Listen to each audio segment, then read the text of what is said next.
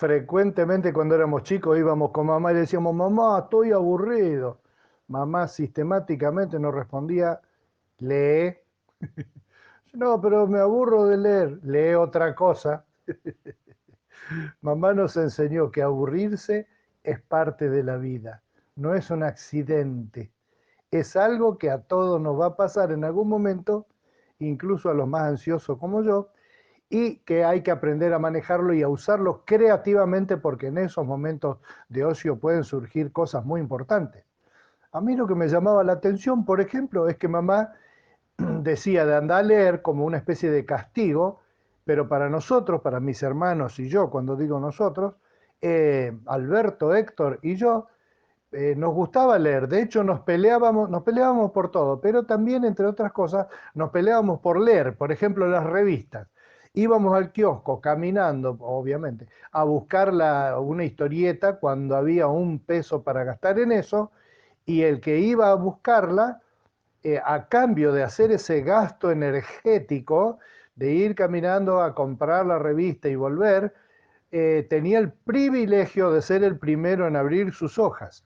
Y uno de mis hermanos, que no quiero nombrar, el más pequeño, que se llama Raúl Héctor Gaidú, DNI 11 millones, perdón, cierto, no hay que dar datos, él lo que hacía era, se la traía las elecciones del Readers, por ejemplo, esa revista que era un libraco, qué cosa más linda, se ponía a leerla y tomaba la leche y se hacía unas tostadas con dulce de leche y se pegoteaba los dedos y después las selecciones quedaba toda pegoteada, cosa que el tema del pegote hasta ahora no lo he podido resolver, ni ninguno de los grandes psiquiatras que me han atendido. Moraleja, hoy voy a hablar sobre los textos de la Biblia aburridos. Sí, señor, si no te lo han dicho y te apuesto plata, que nunca escuchaste predicar de los textos de la Biblia aburridos y del texto de Mateo capítulo 1 que voy a usar como ejemplo, porque hay un montón más en tu vida. Y lo extraordinario no es que te voy a predicar sobre un texto aburrido, sino de que arranqué diciendo te apuesto.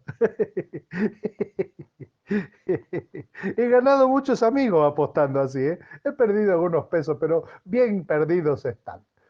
La Biblia es una biblioteca, hay de todo. Entonces hay textos, esos textos inquietantes, como el de Cantares que dice, ah, si él me besara con besos de su boca.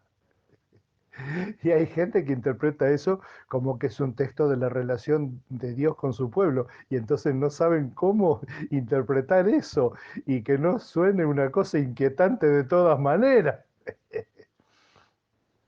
Y es quizás simplemente el deseo de una señora, de una mujer, de que el marido la bese, a veces, que la bese a veces.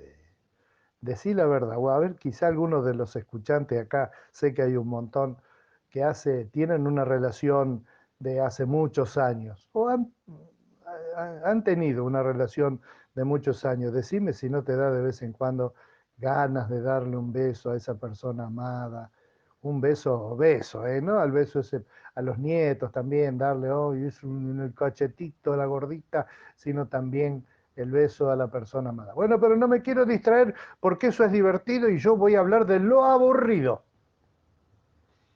Lo aburrido.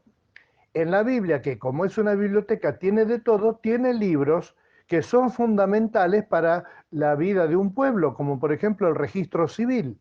Nosotros en nuestro país tenemos un sistema de registro de la gente que se llama registro civil. ¿Para qué sirve eso? Y sirve, por ejemplo, como en la familia de los Manuba en Calvet, que después de como 40 años, y hace un mes por ahí empezaron a entregar las propiedades de una inmensa fortuna que todo el mundo reclamaba. Y entonces fue un lío para la justicia. ¿En qué se basó la justicia para dar la plata a cada uno? En los registros.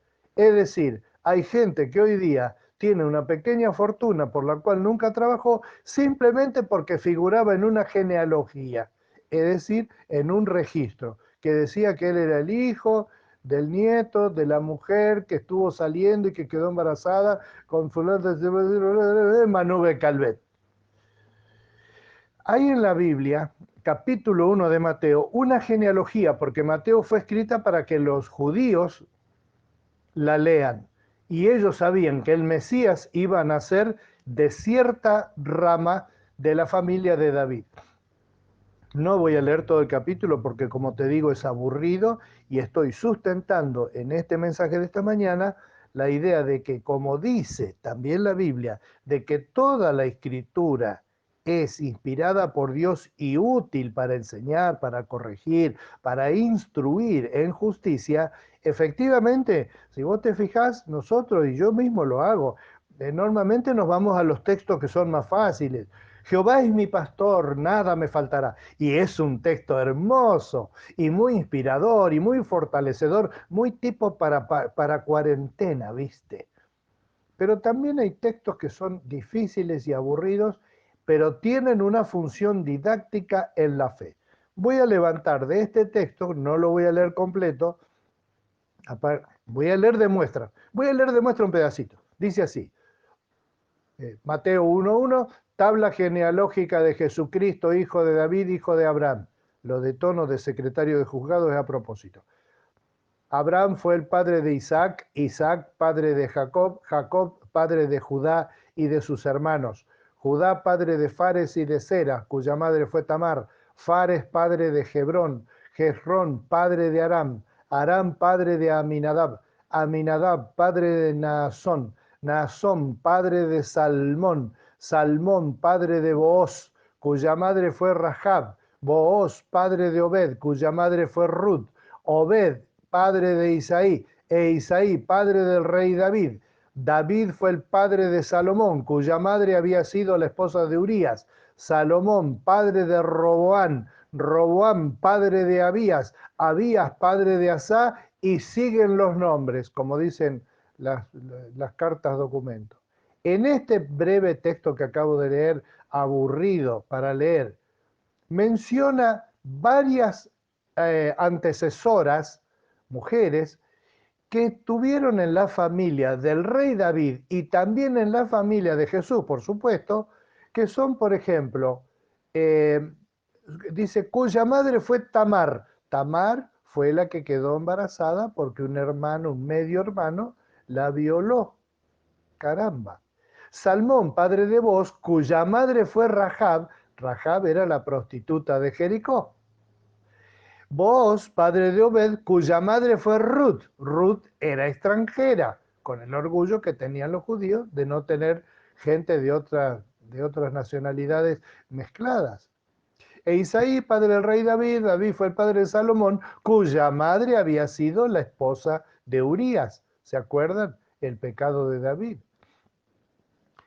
Y el propio Cristo, mirá lo que te voy a señalar, el propio Cristo, del cual termina la genealogía diciendo que fue el esposo de María, de la cual nació Jesús, llamado el Cristo, José no fue el papá de Jesús.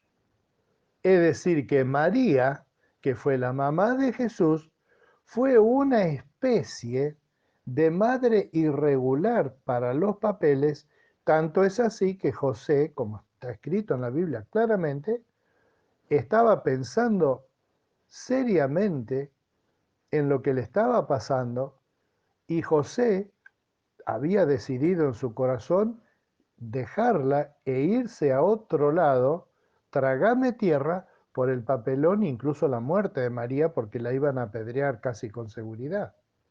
Es decir, que acá nomás en una genealogía acabamos de encontrar 4 ejemplos, tal vez 5 con el de la propia María, donde vemos que la familia de Jesús fue como la familia tuya y la mía, una familia no muy, donde hay elementos que no se pueden controlar y no tan perfectita, etcétera, prolijita como nos gustaría a nosotros. Con esto quiero decir, cuando fuimos a Río Grande, Tierra del Fuego, allá en el 75, los chicos de la iglesia nos estaban contando un día que hacía pocos años había televisión. Había televisión desde las 5 de la tarde hasta las 10 de la noche. Se prendía y se apagaba la repetidora del canal ahí, del local, un solo canal, y a las 5 menos cuarto, una cosa así, o 4 y media, arrancaba la señal de ajuste. Barras de colores con un tono de 1000 Hz que sonaba más o menos así. ¡Tut! Que lo usaban los técnicos para ajustar los televisores y a las 5 en punto arrancaban los dibujitos animados. Como era la gran novedad, todo el mundo venía, se colaba en las casas que había televisión, se sentaban todos en el living y lo gracioso es que los chicos me contaron que desde que empezaba la señal de ajuste ya se acomodaban todos y empezaban, che, no te cruces, che, silencio, che, y se veían media hora de señal de ajuste antes de empezar la programación por la excitación que tenían de ver televisión en aquel momento. Ellos arrancaron con la televisión en colores, si mal no me recuerdo, pero no estoy seguro en este momento. Así hoy te animo a que veas en la Biblia las cosas más aburridas como cosas en las cuales de alguna forma Dios nos habla.